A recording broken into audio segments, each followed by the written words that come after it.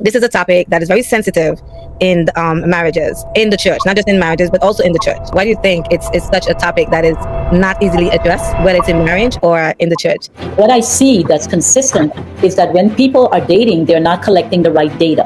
When I mean data, asking open-ended questions like, tell me about what you desire sexually. Tell me how much do you like to be affectionate? Do you like touches? Do you like to kiss? Where you want to be touched? And that should happen when you're engaged and heading towards marriage. It should not be a topic left undone. When you're dating, if you know that that person is the one that God has chosen for you, ask these open-ended questions. And dating for me is, how do I know your beautiful mind? How do I discover your incredible mind?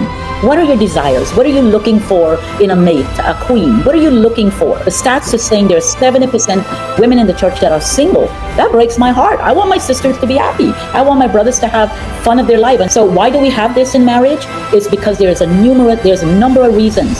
It could be hormonal. It could be trauma from the past. It could be low libido. It could be low testosterone. It could be they're not communicating well. It's a number of reasons that this can happen. We covered that area. Again, there's a spiritual side of it, where some people can be dealing with like spiritual spouses, like spiritual wife, spiritual husband. That is on another side. And then on the other side, if you ever fall a victim to someone that don't love you, someone that want to use you to cross over, is a different thing. In the beginning, they're going to be all sweet until they achieve their aim, and then they see the real side of them. That is on that side. And then there are people who are not at that place of settling down. There are some men that just want to marry, or some women that just want to marry, but they are not ready to settle down.